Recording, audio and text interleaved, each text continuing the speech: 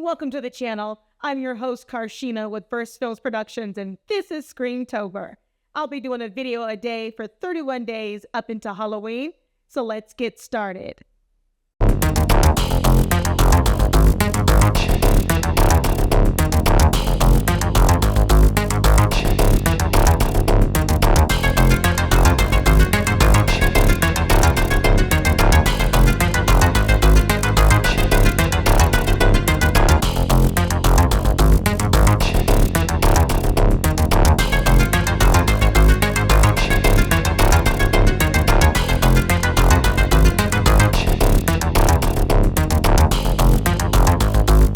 Welcome to versefilmsproductions' annual SCREAMTOBER here on our horror channel. I'm your host, Carshénah, and I've got 31 days to get you in the mood for Halloween. Join me as I share a video a day with a new theme each week that you will find scary, haunting, and sometimes just plain fun. Let's get into it. Welcome to Alphabet Horror Week, 26 horror movies from A to Z, so be sure to count down your favorite alphabet soup killings this week. Let's get started.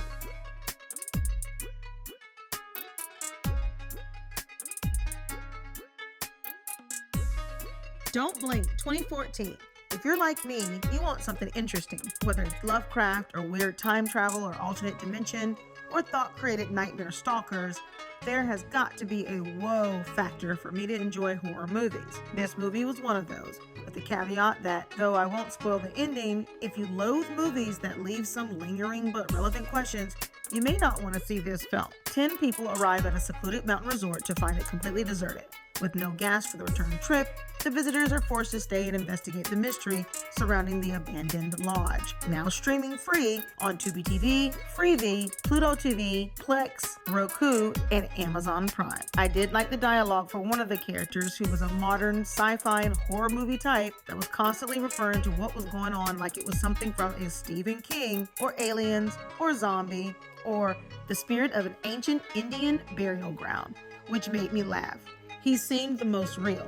The acting is good, sets and locations are stunning, cinematography is brilliant, and the script has some legitimately hilarious lines in it that will have you, if you're like me, laughing out loud. The pace is steady, and it's not too complicated or cluttered with superfluous bits and pieces thrown in to bulk it up. I also like the way, however predictable some may be, that they had people disappearing. It was clever, good camera and effects work, subtle and impressive. I like being surprised, and these actors not only act well, but most importantly, they don't overact. And the script is to thank for this, as Brian Austin Green's character is the sensible one and always steers the cast and movie back on track on every occasion.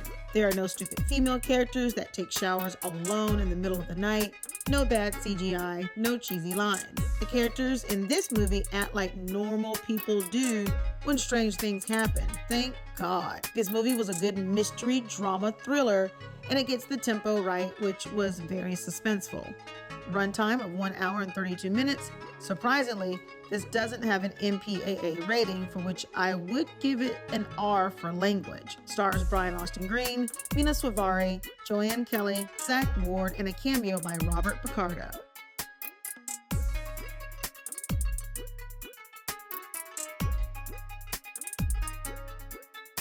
Eight-Legged Freaks 2002. It may be a parody, it may be silly, but it's apparent that a lot of care went into making this, and the cast look like they're having fun, which always creates a good impression. There is nothing remarkable here or particularly scary, but it does what it is supposed to do: entertain the audience. After a long absence, Chris McCormick, played by David Arquette, returns to his quiet hometown of Prosperity, Arizona, to reopen his late father's mines. However, a chemical spill and lethal toxic waste have created an unstoppable army of giant spiders who prey on the unsuspecting locals, turning Prosperity into an endless buffet. Now it's up to Chris, Sheriff Sam Parker, her son Mike, Sam's daughter, Ashley, the conspiracy theorist Harlan, and a handful of survivors to stop the hairy menace and save the town. This movie has the feel of the late 50s, early 60s horror sci-fi movies without the phony-looking monsters. These spiders look real, and their movements were orchestrated in such a way that you felt like you were really watching giant spiders on the screen. Also stars Carrie Werr, Scott Terra, Scarlett Johansson, and Dougie Doug. Rated PG-13 with a runtime of 1 hour and 39 minutes. You can rent or buy on Amazon Prime.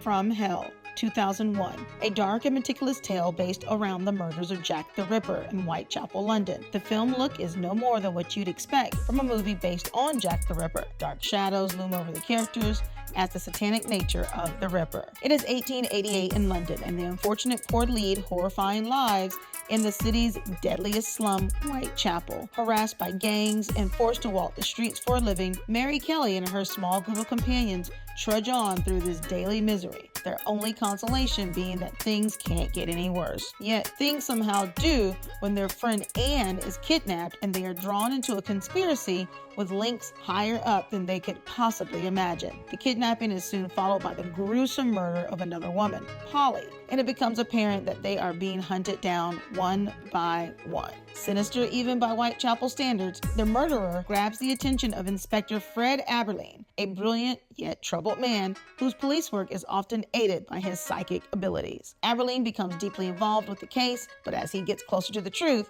Whitechapel becomes more and more dangerous for Aberline, Mary, and the other girls. Whoever is responsible for the grisly acts is not going to give up his secret without a fight. With a cast that stars Johnny Depp, Ian Holm, the late Johnny Coltrane, Heather Graham, Jason Fleming, and Paul Rees, runtime is 2 hours and 2 minutes, rated R, and you can stream it free on Tubi TV or Hulu. From Hell is an interesting spin on the familiar Jack the Ripper tale, using the iconic cultural image of the cloaked man with a top hat as a source for a spinoff, not of history, but of a graphic novel. The lead performance by Johnny Depp as Inspector Aberline, who really existed in 1888 at the time of the murders and really was an authority on the case, is wonderful.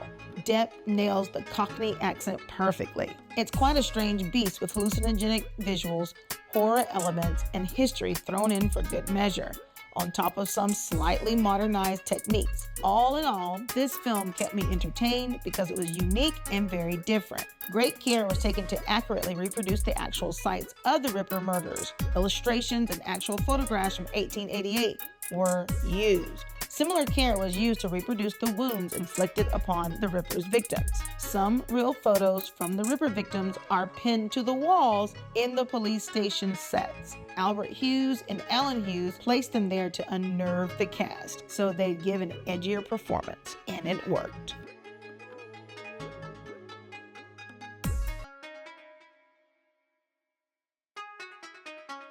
Ginger Snaps, 2000. Ginger Snaps is a low-budget Canadian horror film that also has subtext of growing up and puberty. Bridget, played by Emily Perkins, and Ginger, played by Catherine Isabelle, are two sisters who are very close and have a fascination about death.